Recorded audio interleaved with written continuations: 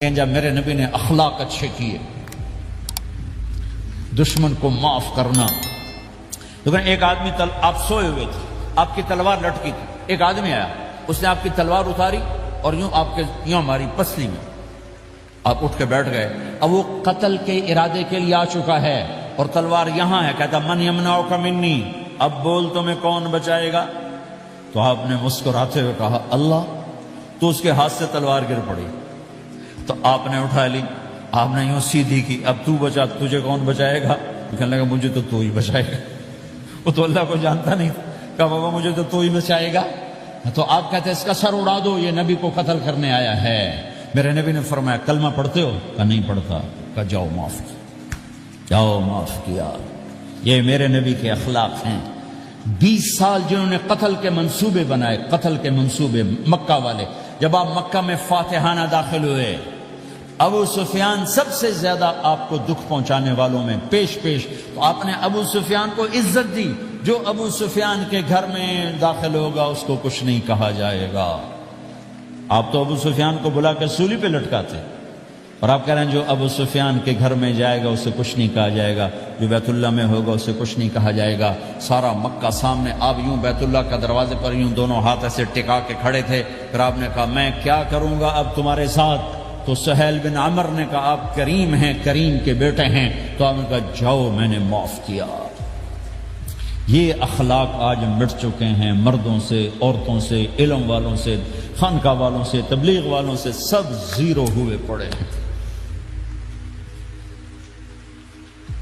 جب تک یہ اخلاق زندہ نہیں ہوتے اسلامی زندگی قائم نہیں ہو سکتی، اسلامی معاشرت قائم نہیں ہو سکتی. اور دین دو چیزوں سے آگے پھیلتا ہے، ایک دعوت اور ایک اخلاق. دعوت اور اخلاق، دعوت اور اخلاق. دعوت نہیں ہوگی تو اخلاق وہیں پڑے رہ جائیں گے. اخلاق نہیں ہوں گے تو دعوت کوئی قبول نہیں کرے. میرے نبی نے کتنے معجزے دکھائے مکے میں، نہیں کلمہ پڑھا. بدر میں ان کے 70 مارے گئے. فرشتوں کو دیکھا، جبریل کے گھوڑے کی آواز سنی، کلمہ نہیں پڑھا. خندق میں شکست ہوئی، کلمہ نہیں پڑھا. پانی نکلتے دیکھا انگلیوں سے، کلمہ نہیں پڑھا. ایک بکرے کا ایک بازو پکایا، ایک بازو بکرے کا، ایک اگلا جو بازو ہوتا، اور 40 آدمیوں نے کھانا کھایا اور ایک بوٹی کم نہیں ہوئی، ایک بوٹی کم نہیں ہوئی. کلمہ نہیں پڑھا. لیکن جب میرے نبی نے کہا جاؤ معاف کیا تو سارے ہی کلمہ پڑھ گئے کہ واقعہ یہ اخلاق نبی کے ہو سکتے. حنین کی جنگ میں جب بھاگے لوگ، شکست ہوئی، تو ایک صحابی کا بھاگتے ہوئے پاؤں ہمارے نبی کے پاؤں پر آیا، اور جوتا سخت تھا. تو آپ نے کہا اوجعتنی، اور آپ کے ہاتھ میں چھڑی تھی، آپ نے اس کو یوں ماری، اوجعتنی. ارے تو نے مجھے کتنا زیادہ درد پہنچایا، دکھ پہنچایا. وہ بیچارے پگھل کے رہ گئے اور پریشان ہو گئے. اور فرماتے ہیں سارا دن میں پریشان، ساری رات پریشان کہ اللہ کے نبی کو میں نے تکلیف پہنچائی، اب میرا کیا بنے گا؟ اگلا دن ہوا تو اعلان ہو رہا تھا بھائی جس کا پاؤں نبی کے پاؤں پہ آیا تھا اس کو اللہ کے نبی بلا رہے ہیں. تو صحابی کہنے لگے میں نے سمجھا بس اب میری تو دنیا بھی گئی اور آخرت بھی گئی، اب میرے اوپر کیس بنے گا اور مجھے ڈانٹ ڈپٹ بھی ہوگی، میرا کتنا بڑا گھاٹا نقصان ہوگا. یہ حاضر ہوئے ڈرتے ڈرتے.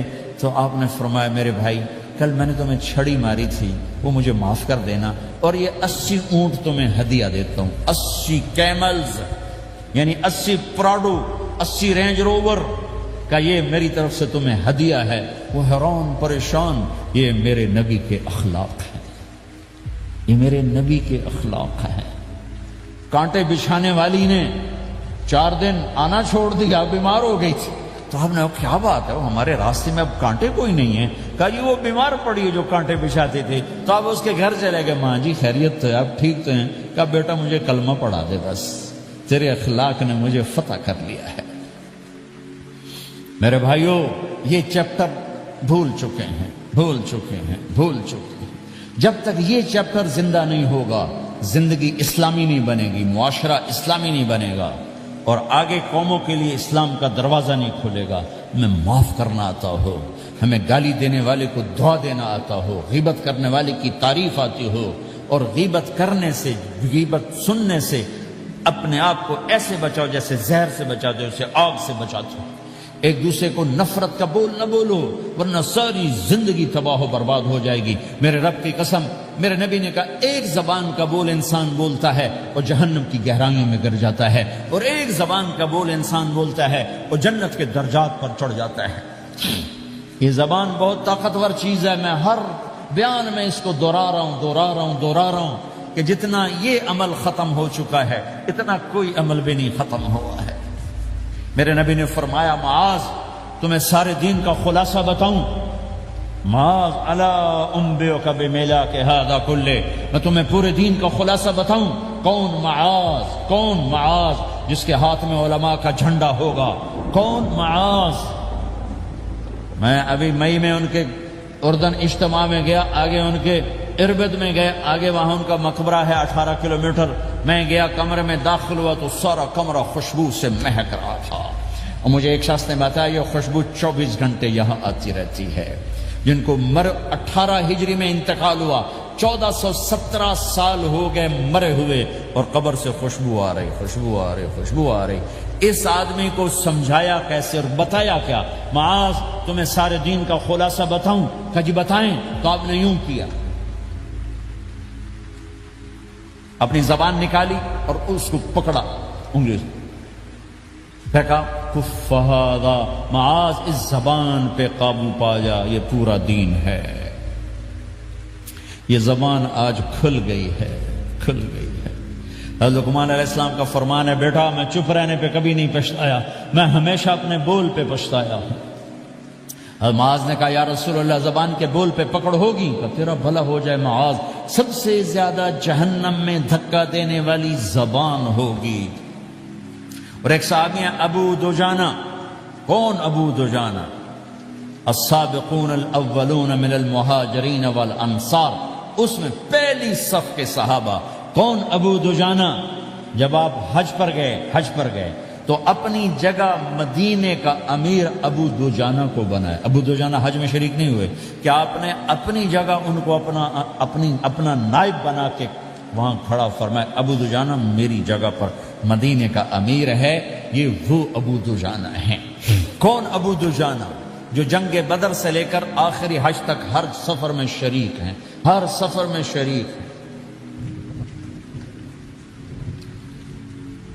ان کی ایک بات میں بتانا چاہتا ہوں، پہلے تھوڑی سی ان کی ہسٹری بتانا چاہتا ہوں۔ کون ابو دجانہ؟ احد کی جنگ میں آپ نے تلوار اٹھائی، کہ اس تلوار کو کون لے گا؟ کئی صحابہ کھڑے ہو گئے۔ آپ نے کہا اس تلوار کا حق کون ادا کرے گا؟ سارے بیٹھ گئے، 3 آدمی کھڑے رہے، ایک زبیر بن عوام، ایک عمر بن خطاب، ایک ابو دجانہ۔ ان کا نام ہے سماک بن خرشنہ، ان کا نام ابو دجانہ سے مشہور ہے۔ تو آپ نے تلوار نہ عمر کو دی، نہ زبیر کو دی، ابو دجانہ کو دی۔ تو عمر رضی اللہ عنہ نے تو محسوس نہیں کیا، حضرت زبیر نے محسوس کیا کہ اس کو کیوں دی، مجھے کیوں نہیں دی؟ میں مہاجرین میں سے ہوں، میں پھوپھی کا بیٹا ہوں، میں اس سے دلیری میں کم نہیں ہوں۔ بلکہ حضرت زبیر کی دلیری کی تو دھاک تھی، جدھر سلوار چلتی تھی کاٹتی چلی جاتی تھی، کہنے کہ میں دیکھوں گا یہ کیا کرتا ہے۔ تو ابو دجانہ کے پیچھے پیچھے زبیر ہو لیے۔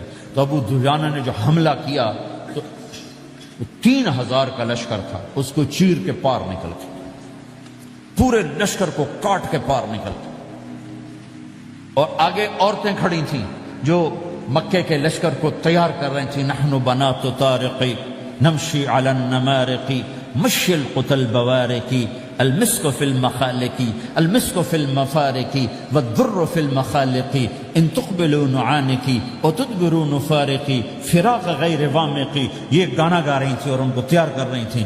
تو جب ابو دجانہ کی تلوار نظر آئی تو سب بھاگی، ہندا پکڑی گئی۔ تو آپ نے یوں اپنی تلوار ہندا کے سر پر رکھی، انہوں نے چیخ ماری، تلوار ہٹا لی۔ تو زبیر پیچھے پیچھے کہ کیا کیا؟ جنگ میں اگر کوئی عورت حصہ لے اسے مارنا جائز ہے، ویسے جائز نہیں ہے، عورت کو، بچے کو، بوڑھے کو ہاتھ لگانا جائز نہیں ہے۔ تو انہوں نے کہا تلوار کیوں نہیں چلائی؟ کہا میرے محبوب کی تلوار ہے، عورت کے خون سے رنگین کر کے اس کی شان نہیں گھٹانا چاہتا، یہ میرے نبی کی تلوار۔ پھر واپس ہوئے، پھر اٹیک کیا اور پھر مجمع کو چیر دیا۔ سامنے ایک آدمی آ رہا تھا ہاتھی کی طرح، اتنا لمبا موٹا تازہ۔ تو زبیر کہنے لگے میرے جی میں آیا کبھی اس کی ٹکر ہونا، پھر میں دیکھوں ابو دجانہ کیا چیز ہے۔ تو اللہ کا کرنا ایسا ہوا ابو دجانہ دونوں آمنے سامنے ہو گئے۔ تو وہ ایسے شاہ سوار تھے کہ دونوں طرف کے لشکر ذرا تھم گئے اور وہ دونوں بھڑ گئے.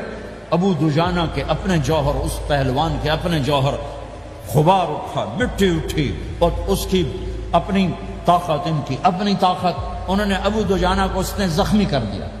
ابو دجانہ نے جو جوش میں آ کے ماری تلوار، اس کو لگی یہاں، تو اتنی طاقت سے لگی کہ اس کے نیچے اتر کر 2 ٹکڑوں میں تقسیم کر دی. ماری تو ایک حصہ ادھر، ایک حصہ. پھر یوں دیکھا اور اپنے چہرے سے لوہی کی ٹوپی اتاری. کما ترا انا ابو دجانہ، کیا دیکھ رہے ہو؟ میں ہوں ابو دجانہ. تلوار صحیح لی ہے میں نے، غلط نہیں لی. یہ ابو دجانہ ہیں. اور جب شکست ہو گئی احد کی جنگ میں، اور پھر 10-12 آدمی نے آپ کو گھیرے میں لیا ہوا تھا، ان میں ایک ابو بکر تھے، عمر تھے، علی تھے، طلحہ تھے، زبیر تھے، سعد بن ابی وقاص تھے، اور سہل بن حنیف تھے، عبادہ قتادہ بن نعمان تھے، اور ابو دجانہ تھے رضی اللہ تعالی عنہم. ان میں سے ایک ابو دجانہ بھی تھے. اور یمامہ کی جنگ میں ابو دجانہ شہید ہوئے. یمامہ کی جنگ میں شہید ہوئے. یہ ابو دجانہ کی تھوڑی سی سیرت آپ کے سامنے آئی ہے. اس کے بعد اب آپ ان کے قول کو سنو تاکہ اس کا وزن آپ کے سامنے آئے. یہ بدر کے شریک ہیں. اللہ کے نبی نے کہا بدر کا صحابی جو مرضی کرے بخشا گیا. یہ صلح حدیبیہ کے شریک ہیں. اللہ نے قرآن میں کہا لقد رضی اللہ، میں ان سے راضی ہو گیا. یہ صحابی ہیں. اللہ نے کہا کلا وعد اللہ الحسنى، اے میرے نبی تیرے ہر صحابی کے لیے جنت کا وعدہ ہے. اور اب یہ کیا کہتے ہیں؟ یہ کیا کہتے ہیں لوگوں؟ ان ارجع عملی عند، لوگوں میرے پاس، ابو دجانہ میرے پاس بخشش کا سب سے بڑا عمل جانتے ہو کیا ہے؟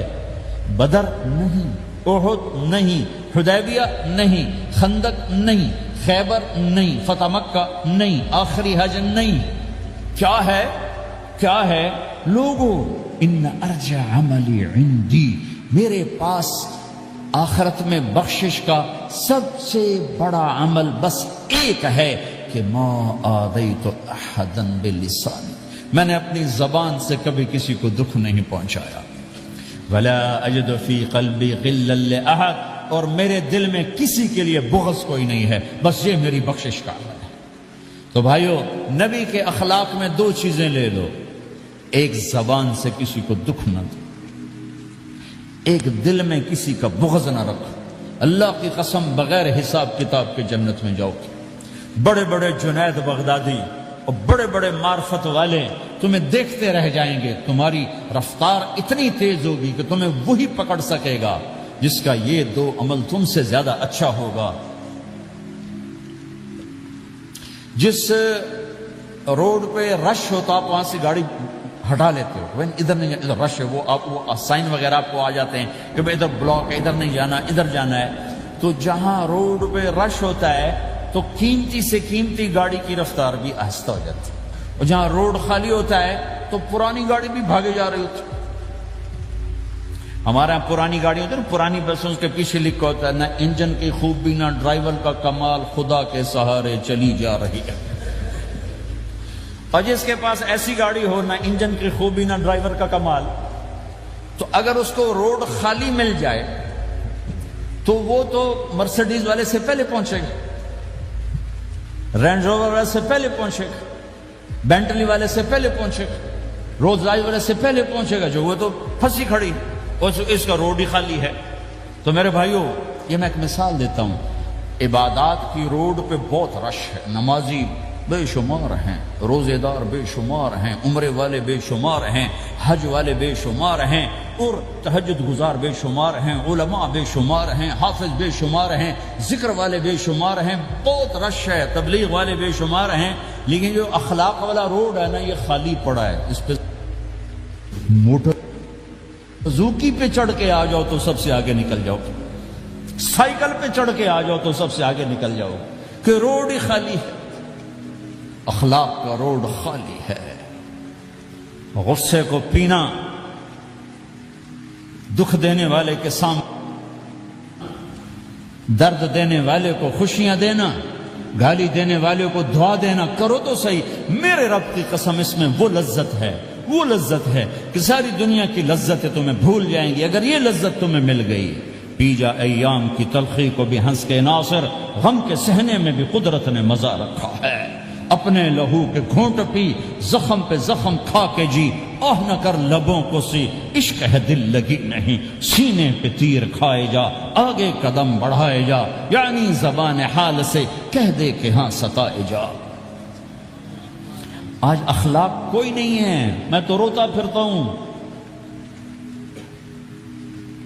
تبلیغ میں نکلو نکلو نکلو، خانقاہوں میں ذکر ذکر ذکر، اور مدرسوں میں فقہ فقہ فقہ، کوئی تو اس سبق کو بھی یا اور بھی دکھ ہیں زمانے میں محبت کے سوا، راحتیں اور بھی ہیں وصل کی راحت کے سوا۔ جس دن امت کے اخلاق زندہ ہوئے، آپ اسلام کی بہار دیکھو گے۔ اگر اپنے گھر میں خوشیاں لانا چاہتے ہو تو اللہ کی قسم بڑے گھر سے نہیں آئے گی، کوئی 5 لاکھ پاؤنڈ کی گاڑی سے خوشی نہیں آئے گی، کوئی بہت بڑا عالی شان بنگلہ بنانے سے خوشی نہیں آئے گی، تمہارے اخلاق سے گھر میں خوشی آئے گی۔ اگر بیوی کا سلوک تمہارے ساتھ اچھا ہے، تمہارا سلوک بیوی کے ساتھ اچھا ہے، اس گھر میں خوشی ہے۔ بیوی کا بول بدتمیز ہو تو خامند کی زندگی برباد، خامند کا بول بدتمیز ہو تو بیوی کی زندگی برباد، اولاد بد اخلاق ہو تو ماں باپ کی زندگی برباد، ماں باپ میں سختی ہو تو اولاد کی زندگی برباد، بھائی بھائی میں بول میں سختی ہو تو بھائی کی زندگی برباد، بہن بھائیوں میں سختی ہو تو بہن بھائی کی زندگی برباد، نیبر کے ساتھ سختی ہو تو نیبر کی زندگی برباد۔ میرے نبی نے فرمایا ما آمن بی من بات شبعان و جارہ جاعی، وہ میرے اوپر ایمان لایا ہی نہیں جو خود پیٹ بھر کے کھائے اور پڑوسی بھوکا ہو۔ واللہ لا یؤمن واللہ لا یؤمن واللہ لا یؤمن، 3 دفعہ اللہ کی قسم ایمان والا نہیں، اللہ کی قسم ایمان والا نہیں، اللہ کی قسم ایمان والا نہیں۔ کون یا رسول اللہ؟ الذی لا یأمن جارہ بوائقہ، جو پڑوسیوں کو تنگ کرے وہ ایمان والا نہیں ہے۔ میرے بھائیو، یہ چیپٹر مٹ چکا ہے، کہیں نہیں دیکھنے کو ملتا ہے۔ ایسا نہیں کہ دنیا خالی ہو گئی ہے، لیکن 1 کروڑ میں 1 ملا تو کیا ملا، 1 کروڑ میں بھی 1 نہیں ملتا۔ میں بڑے لمبے سفر کر کر کے اس نتیجے پر پہنچا ہوں کہ 1 کروڑ مسلمان اکٹھے کروں، اس میں لاکھوں تہجد گزار ہوں گے، لاکھوں 5 وقت کے نمازی ہوں گے، اس میں لاکھوں عمرے حج کرنے والے ہوں گے، اس میں لاکھوں علماء حفاظ ہوں گے، لیکن شاید اخلاق والا ایک بھی نہ۔ اپنی زندگی کو اگر سکھ دینا ہے، چیزوں کے پیچھے نہ دوڑو، اخلاق بناؤ۔ مقدر کی چیزیں ملیں گی، کمائیوں میں حلال لاؤ، حرام سے بچو، سچ پہ آؤ، جھوٹ سے بچو، دھوکہ نہ دو کسی کو، ورنہ زندگی ویران ہو جائے گی۔ ٹیکس بچانے کے لیے جھوٹ نہ بولو، ورنہ دل کالا ہو جائے گا۔ جھوٹ پیسے کی خاطر، لعنت ہے اس دولت پر، لعنت ہے اس ملک پر۔ ہے کیا مثالیں اس امت نے قائم کی ہیں، اچھوں سے برے، بروں سے اچھے ہمیشہ پیدا ہوتے چلے آئے۔ یزید فاسق، فاجر، ظالم، 3 بر اعظم کی حکومت چھوڑ کے مر رہا ہے، 34 سال کی عمر، اور بعض آتا ہے 38 سال کی عمر، 40 سال کو نہیں پہنچا، 40 سال سے پہلے مر گیا۔ اس کا بیٹا معاویہ بن یزید رضی اللہ تعالیٰ عنہ، 3 بر اعظم کی حکومت، 3 بر اعظم کی حکومت، 40 دن حکومت کی، 40 دن، پھر اپنے سارے خاندان کو اکٹھا کیا اور کہا دیکھو لوگو، جس حکومت کے نیچے حسین کا خون گرا ہو، میں اس حکومت پہ لعنت بھیجتا ہوں۔ یہ ہے تمہاری حکومت، جس کو مرضی دے دو، مجھے نہیں چاہیے۔ 3 بر اعظم کی حکومت چھوڑ دی، صرف 22 سال کی عمر میں، 22 سال کی بھرپور جوانی کی عمر میں حکومت کو لات مار دی۔ میں چند پاؤنڈ کے لیے سچ کو لات مار دوں؟ میں چند پاؤنڈ کے لیے انسانوں کو دھوکہ دوں؟ تو بھائیو سچ کے عادی بنو۔ بڑا عالی خلق ہے سچ بولنا، بڑے عالی اخلاق ہیں لوگوں کو نفع پہنچانا، لوگوں کے سامنے میٹھا بنو، کڑواہٹ اندر رکھو، مٹھاس تقسیم کرو، پوری دنیا میں دین زندہ ہوگا۔ اس نقل و حرکت، یہ دعوت کی نقل و حرکت، میں بولٹن میں آج سے 31 سال پہلے بھی آیا تھا، 20 آدمی نہیں اکٹھے کر سکے تھے ہم، سارے دن کے گشتوں کے بعد۔ ایک گرجا مسجد تھا اس وقت، تو ہم کو 50 آدمی اکٹھے نہیں کر سکے تھے، آئیے ہزاروں کا مجمع ہے، اس کے پیچھے پتہ نہیں کتنی محنتیں ہوئی ہیں، تب جا کر یہ رنگ بنا ہے، اس لیے کہ شکل بنی ہے، اس میں رنگ بھرنے کی ضرورت ہے، اور وہ ہے میرے نبی کے اخلاق، میرے نبی کی مبارک زندگی، جس میں درگزر، جس میں معاف کرنا، جس میں میٹھا بول، جس میں چھوٹا بن جانا اور دوسرے کو بڑا بنانا، جس میں سچ بولنا، جس میں دھوکے سے بچنا، یہ مسلمان کی شان ہے۔ تو ہمارے تو نوجوان یہاں کی لڑکیوں کو دھوکہ دیتے ہیں، پیپر بنانے کے لیے یہاں کی لڑکیوں سے شادی کرتے ہیں، ان کی زندگیاں برباد کر دیتے ہیں، اپنا ایمان خراب کرتے ہیں، ان کی زندگی خراب کرتے ہیں۔ مسلمان ہی دھوکے باز بن جائے تو لوگوں کو راہبری کون دے؟ راہبر کون بنے گا؟ تو میرے بھائیوں، اللہ اس کے رسول کو ڈھونڈنے کے لیے یہ تبلیغ کی محنت ہے، در در پھرو، اور یہ دو باتیں بن جائیں، ایک ہماری عبادات ٹھیک ہو جائے، ایک ہمارے اخلاق ٹھیک ہو جائے، اس کو لے کر جب ہم پھریں گے تو اللہ کے فضل سے ایک لہر چلے گی جو دنیا کے ہر آخری کونے تک پہنچے گی، ہر گھر کو اللہ تعالیٰ توحید کے نور سے روشن کر دے گی۔ اس کے لیے ہم وقت مانگتے ہیں کہ یہ ایک زندگی ہے جو میرے 1.25 گھنٹے کی تقریر سے 1.5 گھنٹے کی تقریر سے قابو میں نہیں آئے گی، اس کو سیکھنے کے لیے وقت مانگتے ہیں۔ نکلو میرے بھائیوں، نکلو میرے بھائیوں، اور آج تک جو اللہ پاک کے ساتھ، اللہ کے رسول کے ساتھ کوئی جنگ کی، اس سے صلح کر لو، کسی سے لڑے ہوئے ہو فوراً صلح کر لو، اس کو بھی منا لو، اس سے بھی مان جاؤ، کسی سے روٹھے نہ رہو، کسی سے قطع تعلق نہ کرو، سب سے سلام کرو، دل کو صاف رکھو۔ ابو دجانہ جیسی ہستی فرماتے ہیں کہ میری بخشش کا عمل یہ ہے کہ زبان سے دکھ نہیں دیا، دل میں بغض کوئی نہیں، اور وہ کہتے ہیں یہ میرا سب سے بڑا عمل ہے۔ یہ اپنے نبی کے اخلاق میں 2 باتیں لے لیں، اس زبان سے کسی کو دکھ نہ پہنچے، دل میں کتنے ہی لوگ ستائیں، بغض نہ رکھو، صاف کرو، دھو دو، اور فرائض میں نماز چھوٹے نہیں، اور پھر اس کو لے کر یہ امت پھرے، کیونکہ اس امت کا کام بیٹھنا نہیں ہے، اس امت کا اجتماعی جرم ہے کہ انہوں نے اللہ کے دین کے لیے پھرنا چھوڑ دیا، اس امت کی اجتماعی خطا ہے کہ انہوں نے اللہ کے پیغام کو آگے پہنچانا اس کو اپنا کام نہ سمجھا، اس کے لیے پھرنا چھوڑ دیا تو اپنے بھی ہاتھوں سے نکل گئے، پرائے تو پہلے ہی پرائے تھے۔ تو میرے بھائیوں، اس کے لیے نیت کرو، ارادے کرو۔ جو بھائی یہ تیار ہوں 1 دسمبر کے آخر تک، تو وہ کھڑے ہو کر ذرا اپنے ناموں کا اظہار فرما دیں، اور یہ جو چھٹیاں آ رہی، یہ ساری چھٹیاں لگانے کے لیے جو نوجوان تیار ہوں وہ بھی کھڑے ہو کے اپنی شکلیں زیارت کروا دیں، اللہ بھی راضی ہو جائے، اللہ کا نبی بھی راضی ہو جائے، جلدی سے کھڑے ہو کر بتا دیں۔ فرمائیں جی۔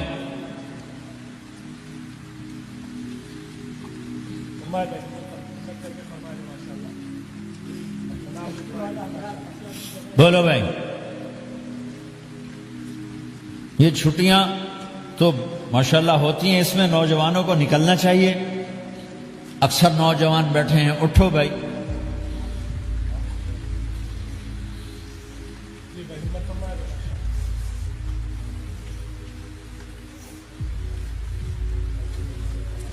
جلدی فرمائے بھائی، جلدی فرمائے،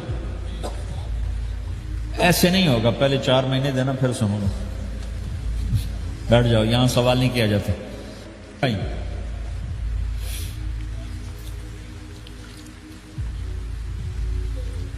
جلدی سے بتائیں بھائی، جلدی سے بتائیں بھائی، ان چھٹیوں میں کون نکلے گا اللہ کے راستے میں؟ ان چھٹیوں میں جو نوجوان تیار ہوں کھڑے ہو جائیں، ان چھٹیوں میں جو تیار ہیں چھٹیاں لگانے کے وہ کھڑے ہو جائیں، چھٹیاں اللہ کے راستے میں۔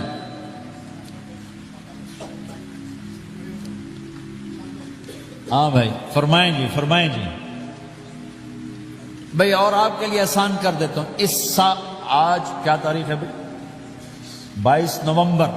اگلے سال 22 نومبر تک اللہ زندگی رکھے، جو بھائی چلے 4 مہینے کے لیے تیار وہ کھڑے ہو جائیں، 1 سال کے اندر، 1 سال کے اندر انشاءاللہ ہم جائیں گے، وہ بھائی کھڑے ہو جائیں۔ 1 سال کے اندر انشاءاللہ ہم نے جانا ہے، ترتیب بنانی ہے، وہ کھڑے ہو جائیں۔ زندگی میں جو کہیں گے ہم نکلیں گے وہ بھی کھڑے ہو جائیں۔ چلو سارے بیریئر ہٹا دیتا ہوں، لو بھائی سب کی تشکیل ہو، بیٹھ جاؤ بھائی، ماشاءاللہ بیٹھ جاؤ بھائی، بیٹھ جاؤ بھائی، بیٹھ جاؤ بھائی۔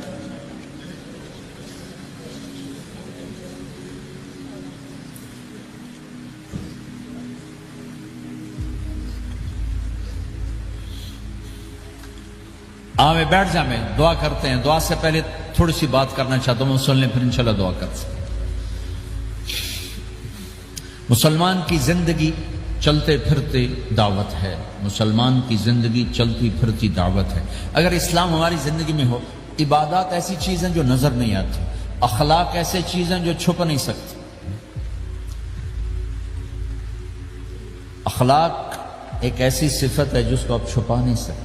بد اخلاقی ایسی برائی ہے جس کو آپ چھپا نہیں سکتے. شراب تو چھپ سکتی ہے، اندر کمرے میں بیٹھ کے پی لے. روزہ چھپ سکتا ہے، نہیں رکھا کسی کو کیا خبر. نماز بھی چھپ جاتی، نہیں خبر پڑھی ہے کہ نہیں پڑھی. لیکن برے اخلاق بھی نہیں چھپتے اور اچھے اخلاق بھی نہیں چھپتے. ایک اچھے اخلاق خوشبو کی طرح مہکتے ہیں اور برے اخلاق گندگی کی طرح بدبو چھوڑتے ہیں. ہمارا معاشرہ اسلامی اس وقت بنے گا جب ہمارے اخلاق عالی ہوں گے. تو یہ نقل و حرکت اس کو طاقت پہنچائے گی. گھر بیٹھنے سے چیز نہیں آئے گی بھائی، پھرنا پڑے گا، دھکے کھانے پڑیں گے. لیکن ان دھکوں میں بھی اللہ نے بڑی لذت رکھی ہے. بہت عجب نشہ ہے اس کا. جنید جمشید مجھے پہلی دفعہ ملا 97، جب وہ بہت بڑا اس وقت تھا، وہ لیجنڈ گلوکار. تو اس نے مجھ سے کہا کہ مولانا، جس گلیمر کو پاکستانی نوجوان خوابوں میں دیکھتے ہیں وہ گلیمر مجھے فزیکلی حاصل ہے، لیکن میرے اندر اندھیرا ہے، روشنی نہیں، خالی ہے. کیوں؟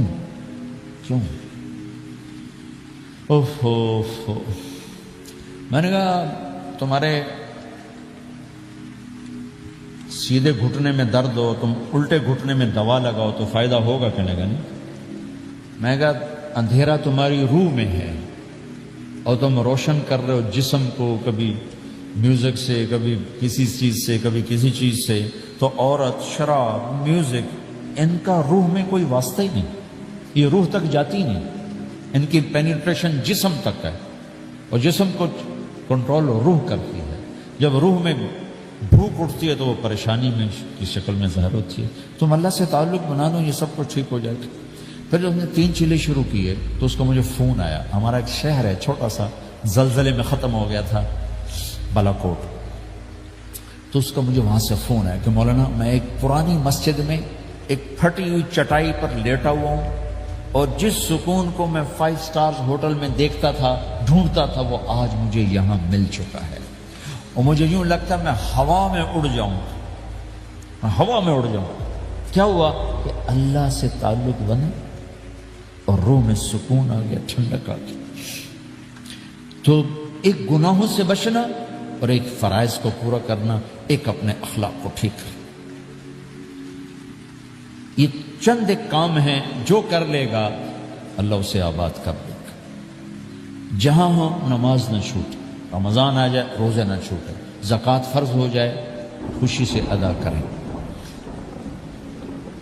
اپنی کمائیوں کو حلال پہ لائیں، غلط کاغذات سے، غلط پیپر سے، غلط ہیرا پھیری سے پیسہ نہ بنائیں. یہ پیسہ تباہی کے سوا کچھ نہیں لاتا. اپنی حلال کمائی کرو کہ میرے نبی کا فرمان ہے جو صبح سے شام تک حلال کمانے میں تھکتا ہے اس کے اس دن کے سارے گناہ معاف ہو جاتے. سعد بن معاذ بیٹھے تھے، ان کے ہاتھوں پر اللہ کے نبی کی نظر پڑی تو ہاتھ بڑے سخت تھے. تو ہم نے کہا سعد تیرے ہاتھ اتنے سخت کیوں ہیں؟ کہا جی میں اپنے باغ میں خود کام کرتا ہوں، اس سے یہ سخت ہو گئے. تو آپ نے سعد کا ہاتھ پکڑا اور ایسے چوما اور کہا اپنے بچوں کو حلال کھلانے میں بچوں کو حلال کھلانے میں جو ہاتھ ایسا ہو جائے گا اس پہ جہنم کی آگ حرام ہو جائے گی. کہ بھائیو حلال، جھوٹ نہ داخل کرو. چاہے کتنے بڑے مفتی فتویٰ دیں کہ ٹیکس بچانے کے لیے جھوٹ بولنا جائز ہے، میں کہتا ہوں نہیں، سچ. 2 سودے ہیں، ایک طرف چند 100 پاؤنڈ ہیں، ایک طرف سچ ہے. جس کو لینا ہے لے لو. سچ کو لوگے تو اللہ کے قدموں میں چلے جاؤ گے، اللہ کے حبیب کی چھاؤں میں چلے جاؤ گے، اللہ کی چھاؤں میں چلے جاؤ گے. جھوٹ، ہاں صرف جھوٹ بولنا جائز ہے. 2 بھائی لڑ پڑے، ان میں صلح کرانے کے لیے جھوٹ بولنا جائز. میاں بیوی لڑ پڑیں تو بیوی کو منانے کے لیے خامند جھوٹ بول سکتا ہے، خامند کو منانے کے لیے بیوی جھوٹ بول سکتی ہے. اس کے علاوہ جھوٹ نہیں ہے. سچ کے ساتھی بنو. اللہ کی قسم وہاں سے رزق آئے گا جہاں سے وہم و گمان بھی نہیں. پھر آپ اس حکومت کو دھوکہ دیتے ہو جو آپ کی ہمدرد، ہماری حکومتیں تو خود بھی چور ہیں تو ان کو چور پڑے ہوئے، چوروں کو چور پڑے ہوئے ہیں. تمہاری حکومتیں تو چور نہیں ہیں تو تم پہ خرچ کرتے ہیں. ان سے بینیفٹ لینا ہو تو پیچھے پیچھے ہو، ان کو ٹیکس دینا ہو تو کہتے ہو کدھر لکھا ہے شریعت میں ٹیکس دینا جائز ہے؟ کیا لکھا ہوگا؟ آگے مفتی بھی بیٹھے ہوئے فتوے دینے کے لیے. جب ان سے نفع اٹھاتے ہو تو ان کو نفع پہنچاؤ، ان سے سہولتیں لیتے ہو ان کو سہولت پہنچاؤ. جو تمہارے خرچ کرنے میں دیانتدار ہیں ان کے ساتھ بددیانتی نہ کرو. مسلمان ہو اور دھوکہ، یہ دو چیزیں جوڑ نہیں سکتی. اپنی عیاشی تھوڑی کم کر دو تو اللہ اس میں برکت دے گا. آپس میں کبھی اونچ نیچ ہو جائے فوراً صلح کرو، لڑائی پہ باقی نہ رہو کہ یہ ہم نے بات نہیں کرنی، ہمارا سلام دعا ختم. ایسا کبھی نہیں کرنا. اونچ نیچ ہوتی ہے لیکن فوراً صلح کرو. ماں باپ میاں بیوی کٹھے رہتے ہیں تو ہمارا سسرالی معاشرہ بہت سخت قسم کا ہے. ماں باپ اتنی مداخلت کرتے ہیں بچے میں کو ان کی زندگی تباہ کر دیتے. ساس سسر بہو پہ اتنا حق جتلاتے ہیں کہ خامد کا بھی اتنا حق نہیں رہ جاتا، اس سے زندگی ٹوٹ جاتی. اگر سسر ہو بہو کو عزت دو، ساس ہے بہو کو عزت دے، بہو ہے ساس سسر کو عزت دے. لیکن اللہ کی قسم ساس اور سسر کا بہو پہ کوئی شرعی حق کوئی نہیں. میرے بچے کی شادی ہوئی، میں نے اپنی بیوی سے کہا بات سنو، ہم کسی کی بیٹی کو لے کے آ رہے ہیں، اگر ماں بن کے دکھاؤ گی تو میں یہاں اس کو لاؤں گا، اور اگر ماں بن کے نہیں دکھانا تو میں اس کو الگ گھر دیتا ہوں تاکہ ہم اس کی زندگی میں دخل انداز نہ ہوں، ہم ان کی زندگی کو خراب نہ کریں. اگر کسی کے پاس الگ گھر دینے کی وسعت نہیں ہے تو وہ خود تو الگ ہو سکتا ہے کہ نہیں ہو سکتا؟ ایک ہی گھر میں رہتے ہیں، الگ گھر کی وسعت نہیں تو دونوں باہر نکل جاؤ، بچوں کی زندگی سے باہر نکل جاؤ. اپنا ان پر حاوی نہ کرو ورنہ آپ خود بھی برباد ہو جاؤ گے، ان کو بھی برباد کر دو. کتنی طلاقوں کے پیچھے ساس اور سسر ہیں، کتنی طلاقوں کے پیچھے میاں بیوی کی آپس کی بدتمیزی ہے کہ اس ماحول میں برداشت کرنے کا رواج ہی ختم ہو گیا. برداشت نہیں کرنا، بڑا نقصان سہنا ہے، چھوٹا نہیں سہنا. ڈائمنڈ کیسے بنتا ہے؟ ڈائمنڈ کاربن ہے. وہ ڈائمنڈ کیسے بنتا ہے؟ وہ پریشر کو برداشت کرتا ہے، چمکا کے اسے ڈائمنڈ بنوا دیتا. تو نوجوانوں کے ذمے ہے کہ اپنی بیوی کو پروٹیکشن دیں ماں باپ سے. ماں باپ زیادتی کریں سامنے آ جائیں، ہاتھ جوڑیں، پاؤں پکڑیں، بدتمیز نہ ہوں کہ ابا جی میں آپ کا حکم، اب مجھے اس کہیں کیا کرنا ہے، اماں جی اب مجھے فرمائیں میں کیا کرنا ہے، میرے ذمے ہے، اس کے ذمے نہیں ہے. بیوی زیادتی کرنے لگے تو اس کے سامنے ہو جاؤ، دیکھو بیگم یہ تیرا میرا رشتہ ٹوٹ سکتا ہے، ماں باپ کا رشتہ ٹوٹ نہیں سکتا ہے. ماں باپ کا وہ رشتہ ہے جسے توڑا نہیں جا سکتا. نکاح تو ایک بول پہ ٹوٹ جاتا ہے. میں تیری ہر ضرورت پوری کروں گا لیکن تو میرے ماں باپ کے لیے تکلیف کا باعث نہ بن. یہ مرد کی ذمہ داری ہے. ہم یہ معاشرہ بھلا چکے. ہمارے پڑوسی ذمہ دار تھے، ان کے بچے کے نکاح میں گیا تو مجھ سے کہنے لگے مولانا میری بیگم نے مجھ سے کہا کہ دیکھو ہم زندگی گزار چکے ہیں، اب یہ بچے زندگی شروع کرنے لگے ہیں تو پہلے میرے بیٹے کے لیے الگ گھر بنا اور اس کی بیوی کی ڈولی کو وہاں لے کے آ، میرے گھر میں نہ لانا کہ ایسا نہ ہو ہم میاں بیوی بچوں کی زندگی خراب کر دیں. تو پہلے میں نے بیٹے کا گھر بنایا ہے، اب اس کی شادی کر رہا ہوں، اس کی بیوی کی ڈولی وہاں اترے گی، میرے گھر میں نہیں اترے گی کہ ہم دونوں میاں بیوی کہیں ان کو خراب نہ کر بیٹھے. تو ہر آدمی کے پاس تو اتنے وسائل نہیں ہیں کہ وہ الگ گھر دے، لیکن یہ وسائل تو سب کے پاس ہیں کہ ان کی زندگی سے نکل جائے. ہاں ان میں کوئی کھٹ پٹ ہو جائے تو صلح کرانے آئیں، لیکن ہوتا کیا ہے کہ لڑکے کے ماں باپ اپنے بیٹے کے حمایتی ہوتے ہیں، لڑکی کے ماں باپ اپنی بیٹی کے حمایتی ہوتے ہیں اور آپس میں جنگ شروع ہو جاتی. نہ یہ نیچے ہوتا ہے نہ وہ نیچے ہوتا. نئی شادی ہوتی، زندگی گزارنے کا پتہ نہیں ہوتا، ٹھوکریں کھاتے ہیں تو ان کو سنبھالنے کی ضرورت ہوتی ہے. لیکن ہوتا کیا ہے کہ ماں باپ اپنے بیٹے کے کان میں نہ بیوی کی شکایتیں لگاتے رہے، یہ کرتی ہے، یہ کرتی ہے، یہ کرتی ہے، اور وہ بچی کو اس کے ماں باپ کہتے رہے یہ کرتے ہیں، یہ کرتے ہیں، یہ کرتے ہیں، زبان پر ٹیپ لگا رہے. تو آپ کی زندگی روشن ہو جائے، آپ کا جیون خوبصورت ہو جائے. اور کبھی اونچ نیچ ہو جائے تو معافی مانگو، فوراً معافی مانگو. میاں بیوی لڑ پڑیں اور پھر صلح کر لیں. تو اللہ کو یہ عمل اتنا پسند ہے کہ ان کی صلح پر پچھلے سارے گناہ ان کے معاف کر دیتے. قرآن کی ایک آیت اتری ہی میاں بیوی کی لڑائی پر تھی. ایک خامد اپنی بیوی پہ بڑے ناراض ہو، مسجد میں بیٹھے بیٹھے انہوں نے نیت کی گھر جاؤں گا اور بیوی کی ٹھکائی کروں گا. یہ انہوں نے نیت کی، مسجد میں بیٹھے بیٹھے نیت کی گھر جاؤں گا میں ان چنگا لتر پھیرنا. میرے اللہ تو آسمان زمین اللہ کے لیے تو سب برابر ہے دیکھنا. تو اللہ پاک نے اسی وقت قرآن اتارا، اسی وقت یا ایھا الذین آمنوا ان من ازواجکم و اولادکم عدوا لکم فاحذروہم. اے ایمان والو، بیوی بچے اولاد، عدوکم نہیں کہا، عدوا لکم، بیچ میں لام لائے ہیں یہ بتانے کے لیے کہ عدو اصلی معنی میں نہیں ہے، یہ اس معنی میں ہے کہ اے ایمان والو تمہارا بیوی بچوں کے ساتھ ٹھائیا ہو سکتا ہے، کھٹ پٹ ہو سکتی ہے، جھگڑا چھوٹا موٹا ہو سکتا ہے. کیا کرنا ہے؟ فاحذروہم، اس سے بچنا ہے، بڑھانا نہیں، بچنا ہے. کیسے بچنا ہے؟ ان تعفو، اس جھگڑے کو بڑھانا نہیں، مٹانا ہے. وتصفحوا، اس کا اثر دل سے مٹانا ہے. وتغفروا، پھر دوسرے کو معاف کرنا ہے. یہ تین کام میاں بیوی کرو، اگلا میں کروں گا. فإن اللہ غفور الرحیم، تمہارے پچھلے میں سارے معاف کر دوں. تو اگر اس مجمع میں کوئی بیوی سے لڑا بیٹھا ہے تو جاتے جا کے صلح کر. کوئی ماں باپ سے لڑا بیٹھا ہے تو جاتے جا کے صلح کر. کوئی ماں باپ بچوں سے ناراض ہیں، جا کے خود مان جائیں. اس ماحول میں بچوں کو پیار سے لے کے چلنے کی ضرورت ہے. میرے نبی کی زندگی محبت کا شاہکار ہے. ساری زندگی کسی کو ڈانٹا نہیں، ساری زندگی کسی کو ڈانٹا نہیں. اپنی وجہ سے، اپنی وجہ، کسی پہ ہاتھ نہیں اٹھایا، اپنی وجہ سے. حسن انس فرماتے میں نے 10 سال اللہ کے نبی کی خدمت کی، ایک دفعہ نہیں کہا یہ کیوں کیا، ایک دفعہ نہیں کہا یہ کیوں نہیں کیا. تو بھائیو یہ خوبصورت زندگی ہے. آپ یہاں تو خادم نہیں ہوتے، سارا گھرانہ ہی خادم ہوتا ہے. تو میں پاکستان میں ہوں تو میں اگلا چیپٹر بیان کرتا ہوں کہ نوکروں کے ساتھ بھی اچھا سلوک کرو. وہ یہاں ہے ہی نہیں. تجھے آپ پہ ہی بانڈے مانجنے، آپ پہ ہی ٹوائلٹ صاف کرنا ہے، آپ پہ ہی گڈی صاف کرنی، ڈرائیور بھی آپ پہ تھے، مالک بھی آپ پہ، پٹرول بھی آپ پہ پاؤ. بھائی چنگا انگلینڈ ہے، پٹرول بھی آپ پہ پاؤ، ہوا بھی آپ پہ بھرو. 2.5 لاکھ کی گاڑی یا ڈرائیور آپ پہ. ہماری 2.5 لاکھ پاؤنڈ کی، ہماری 2.5 لاکھ کی سزوکی ہوتی ہے. ہمارا نوکر بیٹھا گاڑی چلا رہا ہے. نوکر تو اللہ کی بڑی نعمت ہے، تم اس سے محروم ہو. کچھ اس کے فائدے بھی ہیں، کچھ نقصان بھی ہیں، لیکن فائدے زیادہ ہیں.